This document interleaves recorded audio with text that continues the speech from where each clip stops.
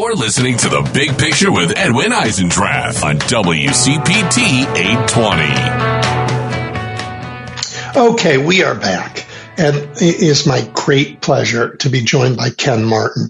He chairs the Minnesota Democratic Farmer Labor Party. He's the president of the Association of State Democratic Committees, vice chair of the DNC. He is a superb organizer, a very smart campaign strategist, and he's done amazing things in Minnesota. Ken, welcome. Hey, thank you so much, Edwin. That's a very kind introduction, and thanks for having me on your show. Well, you've earned it. Look, we spend a lot of time in the show talking about state legislatures, state Democratic Party efforts to rebuild. David Pepper comes here a lot. So have your colleagues Lavora Barnes and Ben Wickler. But I think, you're doing amazing things you're doing in Minnesota. You're a bit ahead of all of them. And it's just stunning what you've accomplished. And I wonder if you'll tell everybody here about, the journey and this unbelievable year that you've had. Well, thank you. And, look, I've had the great fortune of serving as the chair of the DFL for the last 13 years, which makes me one of the longest serving Democratic state party chairs in the nation. I'm not sure if that's a sign of my mental health or not, but I'm grateful to do this work, of course, coming on the heels of many years running campaigns up and down the ballot. I got my start 33 years ago with a bushy-haired college professor from Northfield, Minnesota, named Paul Wellstone, and spent years doing exactly what Paul told many of us to do, which is to use politics to improve people's lives. And I don't think there's a better example of using that power to make a difference than what happened in Minnesota this past legislative session. As we look at states like Florida and Texas and other Republican-held states around the nation that are doing everything they can to pass laws to make it harder for people to live their lives. Here in Minnesota, we actually, with very slim majorities this last legislative session, probably passed arguably one of the most progressive legislative agendas in the history of this country to again, improve people's lives and strengthen communities. And most importantly, to make people's lives a little easier to live. And so, things like we passed the largest paid family and medical leave act, 20 weeks of paid leave for people who have to take time off of work to care for a sick loved one. We passed the nation's largest child tax credit, which will cut childhood poverty in this state by over a third. We passed a bill to, allow for free college for low-income families, free school meals for all Minnesota children, $3 billion of tax cuts for working families and low-wealth communities, the largest investment ever in our schools, which is about $4 billion over the next 4 years, and significant gun violence prevention measures, amongst a litany of other things that I'm sure we can get into in a second. But,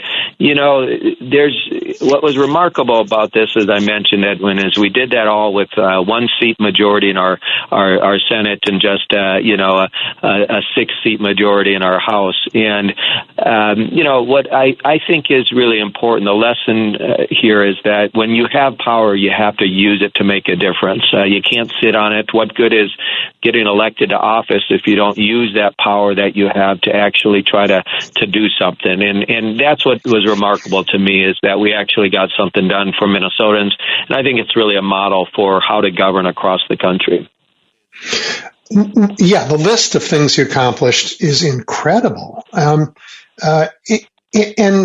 we can go back and into some of them, and even the ones you didn't mention more in a minute. But I want to say that the GOP said these policies would drive away investors and destroy the state. No, that's not what you've experienced, is it? No, and in fact, Minnesota's economy is one of the strongest in the nation. I think it's the third strongest economy in the nation. We have record low unemployment, under 2%. We have the lowest inflation rate in the country. We have record high business filings, and as you know, we're home to more Fortune 500 companies per capita than any other state in the nation. And so this idea that taxes drive businesses out of state, it's just not born here here in Minnesota. It's exactly the opposite. As you know, Edwin, Oliver Wendell Holmes said this over 100 years ago. He said, taxes are the price we pay for a civilized society. And Minnesota has invested not only in the brick and mortar sort of infrastructure, roads and bridges and other sort of hard infrastructure that you need to help communities and help businesses thrive, but we've also invested in our people. We have some of the highest educational attainment, high school graduation rates, ACT, SAT scores, some of the highest number of college graduates in our workforce. And it's all a result of, not only this legislative session, but I would argue, investments over the years by Democrats, again, in people and in the type of infrastructure that keeps, the economy humming along like we see here in this state. Yeah. So you made these changes, these investments, and private sector loves them. They are following with investments of their own. So, that the myth that Democrats are bad for business is more nonsense. But you also passed laws that are not, strictly speaking, sort of investments, but rather guarantees of freedom. You preserved access to reproductive choice. Yeah, I mean, as you know, and you're in Illinois, Edwin, I mean, right after the Dobbs decision last June, there were only two states in the Midwest at that point that still allowed access to abortion care. It was Illinois and Minnesota. One of the things we did, first bill to pass out of the legislative session, was to actually codify abortion rights into law. We already had a constitutional provision that guaranteed that right, but we codified it into the law as well. We also, one of the other things I'm really proud of is that we passed laws to allow for gender affirming care, and we as a result have become the fifth state in the country that's sort of known as a trans refuge state. We restored the vote to thousands of felons. We passed a bill to make sure that we banned conversion therapy, for instance. So there are things that we did, on a policy perspective that, again, showed who we are as Minnesotans, that we value inclusion. We value all the communities, that represent our great state, and we want people to feel welcome and at home in Minnesota. And there's a number of other things we did that I'm really proud of course, but including we passed a bill to provide driver's license for all people, including undocumented immigrants. And, again, I just think, the breadth and scope of what we did in a 5-month period, it not only helped improve people's lives and strengthen communities in Minnesota, but generations of Minnesotans are going to feel the positive impact of these policies well after I'm gone. And frankly, we're referring to this as Minnesota Miracle 2.0 because 50 years ago, a similar slate of progressive policies passed in the Minnesota legislature that were really the model for the nation at the time, and we're still feeling those impacts. And so I guess what I'm saying is I hope your listeners and folks around the country realize that, when we see all the bad news about what's happening in states like Florida and Texas, when they're banning books and they're passing abortion bans and they're banning teaching of history, right? African American history, as an example, in Florida just recently, and they're going after the LGBTQ community. They're going after women's rights. There are states around there that are the antidote to that. There are states that are actually saying, that's not who we are as Americans, and we're going to pass laws that are actually going to make it easier for people to live their lives and to tell people that we recognize and value the dignity of every person in our state and every person in our country. And that's not only the Minnesota way, it's not only the Wellstone way, but I think it's the Democratic Party way. This is who we are as Democrats, and this is our moment to stand up and show who we are. And I think not only President Biden and Kamala Harris have done that, but certainly here in Minnesota, our elected officials have. Yeah. There's longevity in these values that we Democrats have, and I am standing and having this radio show talking to you after a long career in government and politics and elsewhere, in part because as a very, very youngster, I think I was 7 years old, I spent some time with Hubert Humphrey, and it was enormously meaningful to me. And, he was willing to talk to some little kids about why we do the things we do in this country. And it was very powerful. Another Minnesotan, a long, proud history. Yeah.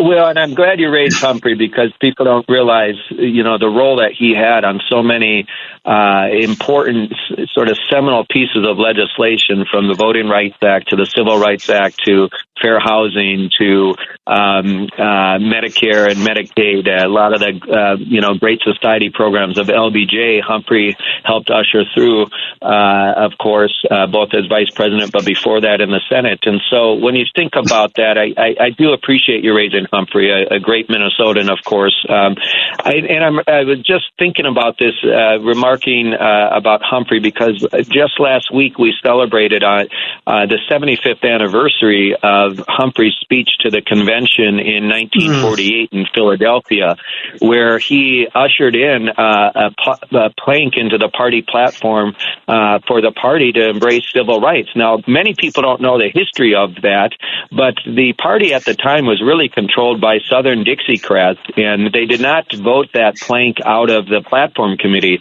And so Humphrey had to take a minority report onto the floor of the convention. He built support around it, and he got up and it eventually passed. And in his speech, he said, of course, as you know, it's time for the Democratic Party to come out of the shadows of states' rights and enter forthrightly into the bright sunshine of human rights and civil rights. And of course, that party plank changed our party for the better. And it not only allowed us to, champion civil rights, but, from that point forward, it really changed the course of American history. And so, I'm always struck by Margaret Mead's quote where she said, you should never underestimate the power of one individual to change the world. In fact, it's the only thing that has. And I really believe that, because I've seen that in my own life. And I hope that your listeners and people around the country realize that where things may seem bleak and in some of these red states where really bad things are happening, there's still hope. And it starts with each of us rising up and getting out there and organizing, like Humphrey and Wellstone and so many people that I have had the great fortune of knowing. Yeah, really remarkable. I mean, it's not that big a state, Minnesota, in terms of population, but punching above its weight for sure. Let's just talk about into the weeds about politics a little bit more. Right now, across the country, Democrats are reinventing state parties. I mean, in many states, and for too long, really, we relied on big city mayors and large unions. And I know Minnesota was a little different. You can talk about that. But I see state parties like in Wisconsin, your neighbor, and Michigan and North Carolina and other places, sort of reinventing how we attract people, how we create sort of on-ramps for people to get involved in campaigns in new ways. To talk about the ways that today Democrats are building back their party and their infrastructure in ways that are so that other states can do what you've done. Yeah, look, I think this is a really important conversation, because the reality is that state parties really do not have the luxury just to focus on federal races, presidential races, Senate races, congressional races. We are tasked with actually building the long-term infrastructure. And my motto here in Minnesota is build to win, build to last. It's an acknowledgement that we have to win this upcoming election, but our job is to build permanency, to build the type of infrastructure that exists beyond just this election cycle. And as a result, we also have have to be planning to the next election cycle. And as state parties, I always say, and as a Minnesotan, I have to use a hockey analogy here, that Wayne Gretzky once said, you have to skate to where the puck will be and not where the puck is. And I think that's really the role of state parties, because most of our national party committees are really just focused myopically on the upcoming election, and they're not building anything sort of long term. And so for us, we're already looking at the 26 and 28 cycles, and we're not just looking at the top of the ticket. We have to build deep down ballot, and we have to contest every race: city councils, school boards, county commissions, mayorships, you name it. And not just in the big cities, as you mentioned. We cannot, as a Democratic Party, just become the party of density and the highly educated. We have to be competing in rural parts of our state, in the suburbs, in the urban core. We have to be everywhere and contest every race. There is both a selfish reason for that. One is that we obviously want to groom the next generation of leaders in our party through those local government positions. But more importantly than that self-interest is the fact that the conservative movement in this country has very successfully over the last 40 to 50 years groomed people for those offices, so that these conservative candidates now elected to many of these positions could push a very far-right and conservative dogmatic agenda. And we're losing some of these public policy battles in school boards across the nation, right, as they're banning books and changing curriculum. We're losing these public policy battles in city councils and county boards. And so we have to compete there because, technically they're nonpartisan, but they've been politicized so much by the conservative movement in this country that we have a responsibility to make sure that our party and our values are also represented in those spaces. So, state parties really play that critical role. Secondly, and I think this is really important, I loved President Obama. I thought he was a wonderful president. But one of the things that I thought was a real critical mistake that Obama and the DNC under his time did is they created Organizing for America, and it stripped a lot of resources away from both the national party and also state parties. And as a result, during that 8-year period, we saw some of the most devastating electoral losses up and down the ballot for the Democratic Party in our party history. And so, we have to actually recognize that if we want to win long term, we have to do exactly what I just said. We have to build long-term infrastructure. And state parties are really the backbone of that. They're the ones on the ground recruiting volunteers, recruiting candidates, out there on the doors, on the phones, mobilizing and turning out voters day in, day out. And as a result, when you have the type of disinvestment that you did under President Obama, it really set us back quite a ways. And so we are now rebounding, I think, and what you're seeing in state parties around the country right now is a lot more energy, a lot more investment, and people are starting to realize again that we made a big mistake, over a decade ago by disinvesting. The last piece I would say on this is there's obviously state parties are part of the ecosystem for sure, but there's a real value of making sure that every state party around the country is strong. And this is something that Howard Dean understood when he was national chair, the 50-state strategy of investing in states that are red now, with the idea that the only way you're going to turn a red state to a purple state to a blue state is through some attention of time, money, and energy. And I think, we're starting to get back to that now under Chairman Harrison and certainly President Biden, who believes very strongly in the work that state parties and county parties are doing. Lastly, what I would say, and I know this is a long answer, but the Supreme Court has really shown that, these battles right now over personal freedoms, the attacks on women's rights, as an example, the attack on the LGBTQ community, the attack on affirmative action and sort of racial and economic justice that the court and other Republicans are engaged in.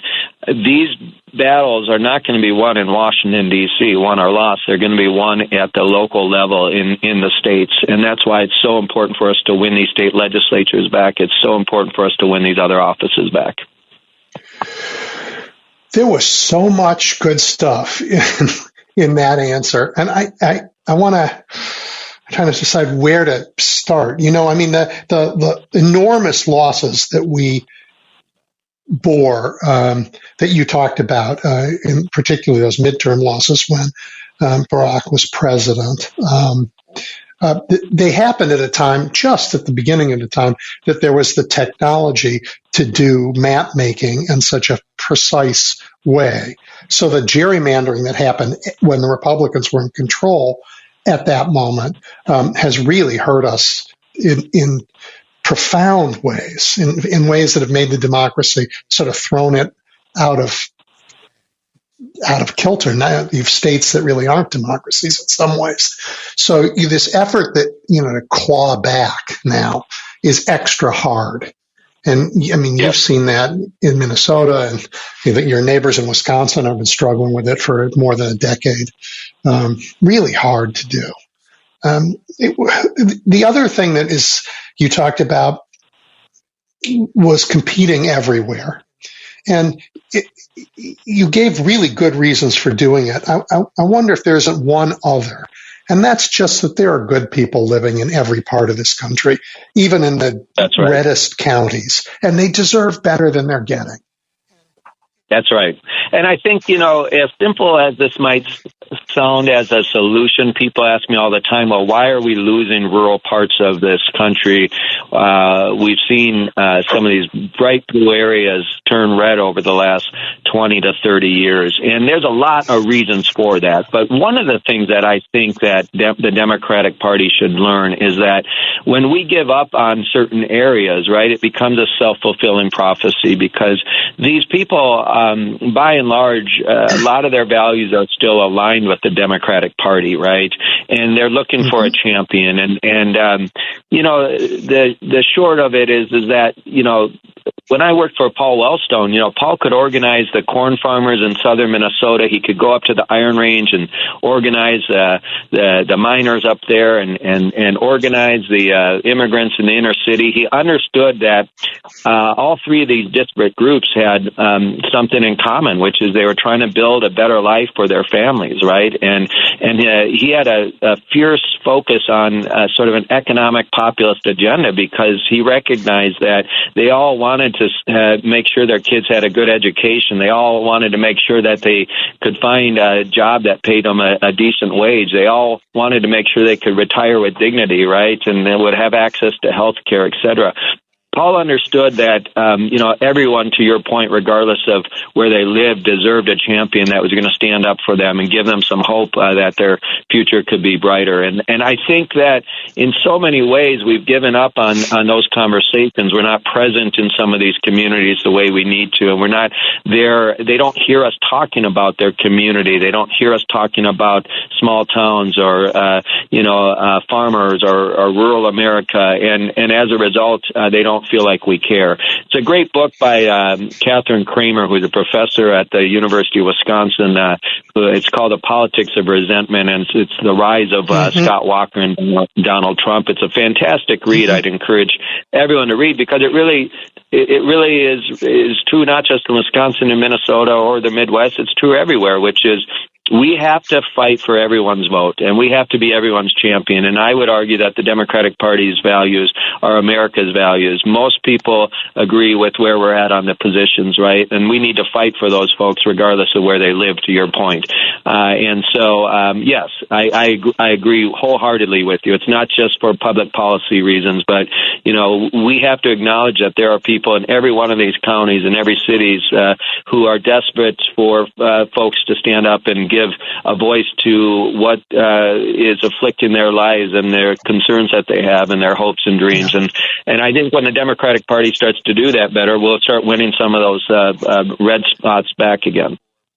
Yeah, I mean, Ken, I'm guessing, I don't know this, but I'm guessing you had the same reaction I did years ago when a book came out that said, "What's the matter with Kansas?" And I thought to myself, what's the matter with Democrats that we would write a book like this?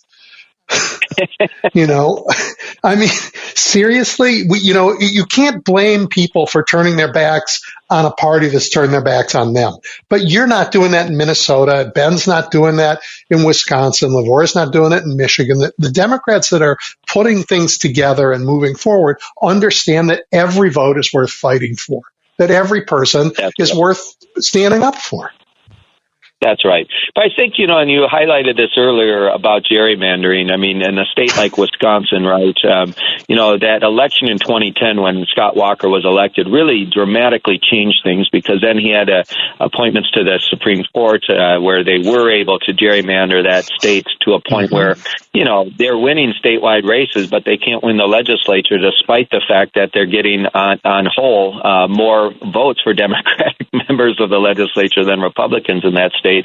And it's just so skewed towards the Republicans because of how they've drawn the lines. And so these are ways, and I know you mentioned you had David Pepper on, and, he talks a lot about this, which is, oftentimes when we talk about how democracy is being destroyed, we look to Washington and, you look at these federal offices and the presidency and all this election denying and all of it impacts it. Don't get me wrong, but there are very insidious ways at the local level how democracy is actually being destroyed. And David talks a lot about that in his book, Laboratories of Autocracy, as you know. And I am a big fan of his work, and more people should listen to what he's saying, because we have to be open-eyed about how the conservative movement in this country is dismantling democratic institutions right at the local level.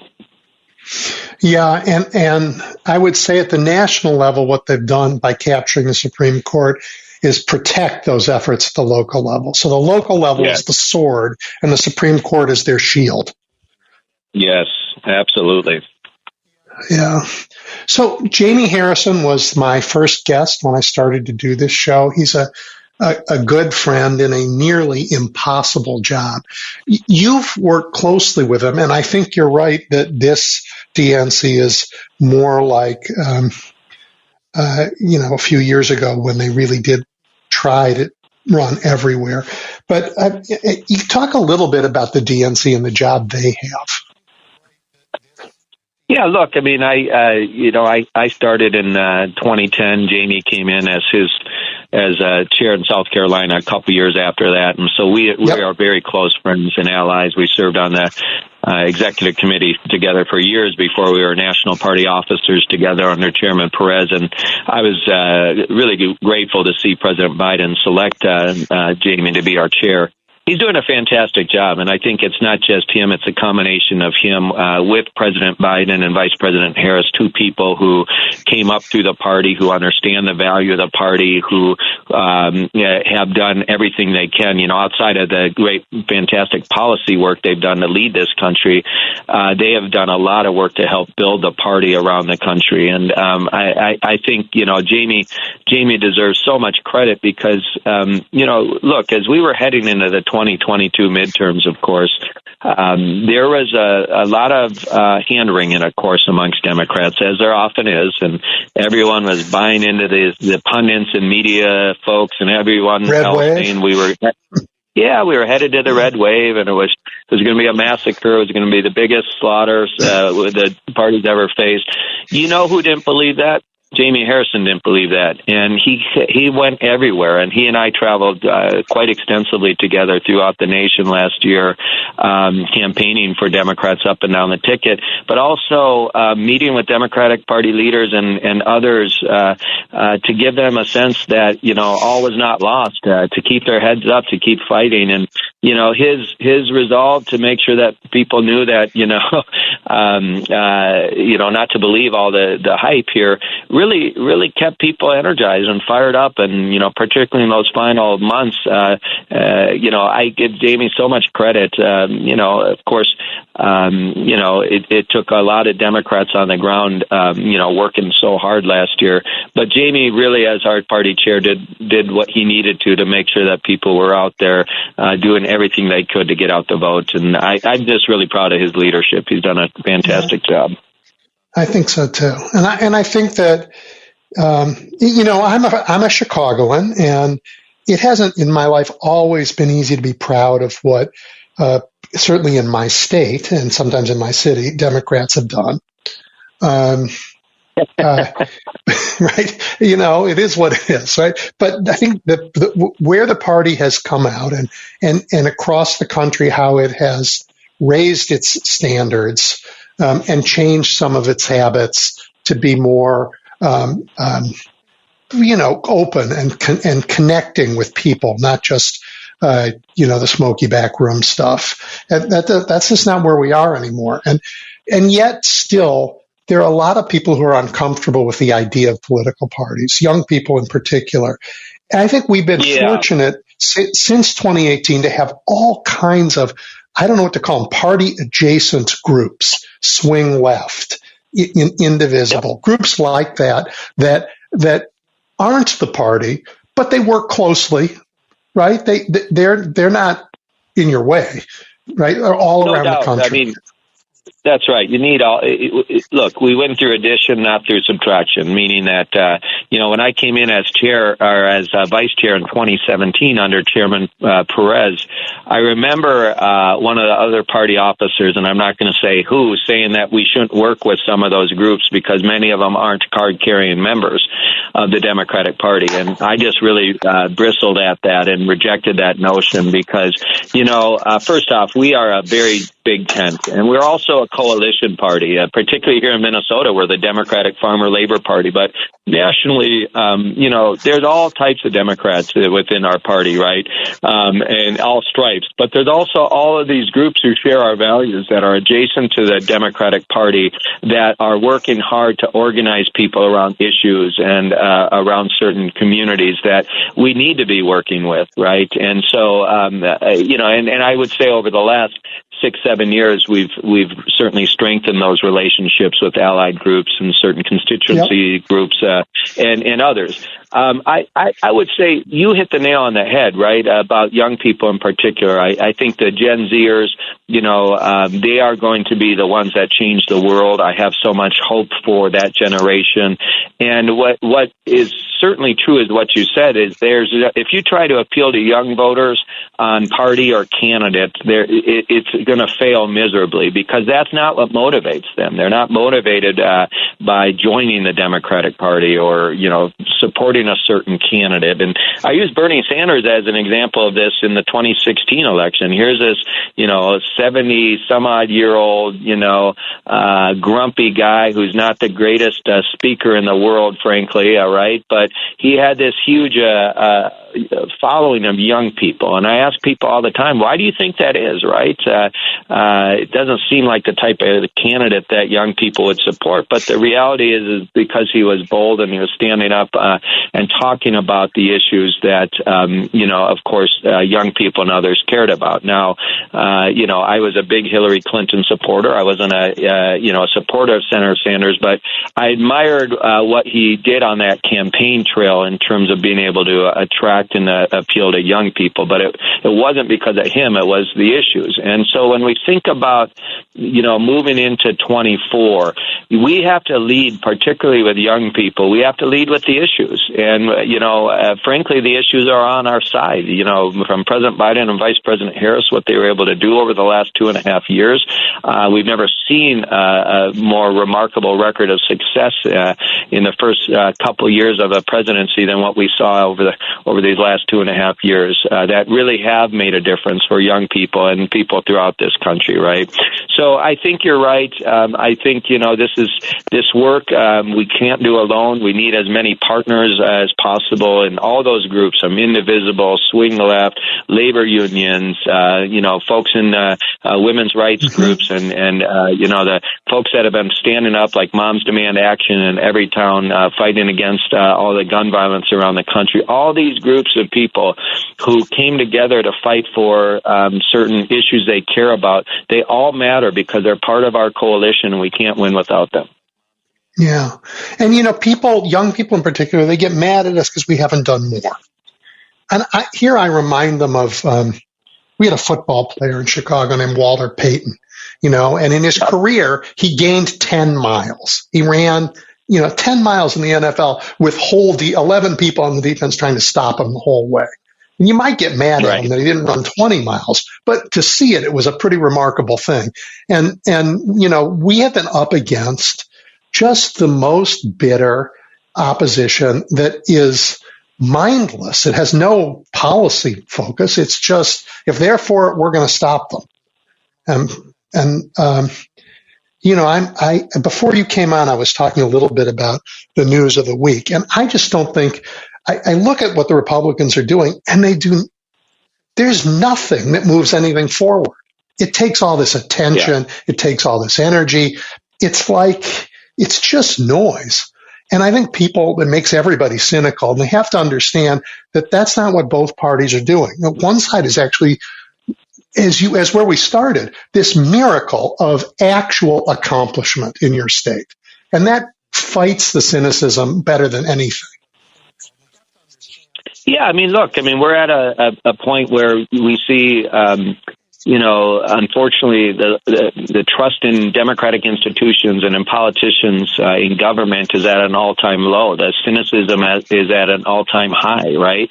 And what can break through cynicism, of course, is action and things that actually make a difference, right? And so, I believe in some ways this Republican strategy of just being sort of intransigent and standing in the way of progress is by design, because they know what happens when people become cynical is they disconnect, right? And they don't vote, they don't participate. And so, and I would argue that, look, the reality is that for us, we cannot, just rely on our good deeds.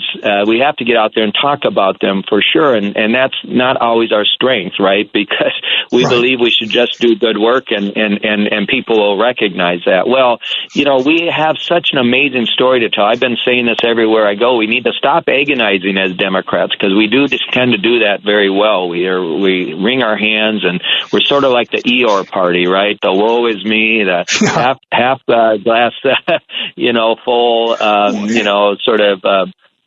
go ahead. We're ashamed, Ken, to brag about the good work we've done when we've left people still behind. And I think that doesn't do a service to the ones that are still behind, because if we're going to keep making progress, we have to be able to brag about the progress we've made, knowing full well there's a lot more to do. That's exactly right. There's always going to be work to be done, right? And, even after this legislative session in Minnesota where we accomplished so much, I remember someone saying to me, well, what's next? You basically checked off everything you guys have had on your list over the last 25 years. And while that's true, I reminded them, as long as there's injustice, right? That old saying, injustice anywhere is a threat to justice everywhere, right? Meaning that as long as there's injustice, economic injustice, racial injustice, as long as someone is falling through the crack, there is still work to be done. And, despite all of the success we've had in Minnesota, we still have some of the largest racial disparities in the nation, and we have a great deal of work to do in this state to address that. And so my point is there's always work to be done. However, we don't do a good job of getting out and talking about what we're doing, and we need to do a much better job of that. And what I say is, we need to stop agonizing and start evangelizing, because we've got an amazing story to tell. It's not just here in Minnesota. It's in other states around the country who are really doing good work to make a difference, again, in people's lives. So I think, for me, we got to start evangelizing. We got to start telling that story. And then we also need to contrast it with what the Republicans are doing, right? Because the Republicans are, doing everything they can actually, like I said, to make it harder for people to live their lives. And let me give you an example on why I think, we're in a better position than people might imagine. every single Republican running for president, from Donald Trump to Ron DeSantis to Nikki Haley to Tim Scott, it doesn't matter which one, they're all doubling down on the issues that these extreme positions on abortion, as an example. They all support abortion bans. They all support the big lie and deny the election from 2020. They're all, doubling down on the issues that, frankly, swung a huge majority of independent voters and even some moderate Republicans towards Democrats in the last midterm election. And so I think that, what we have to do is not only tell people what we're going to do for them, but we also got to call out the fact that all of these candidates are extreme. Not just Donald Trump, but every single one of them supports these extreme positions that Americans have already rejected at the ballot box. That's where their whole party is right now. Yeah, that's exactly right. So, I mean, whether it's candidates for president or folks in the state legislatures, I mean, I'm hopeful we will expand. We will erode their majorities and expand ours in state legislatures around the country for the same reason. Well, we have to. Yeah.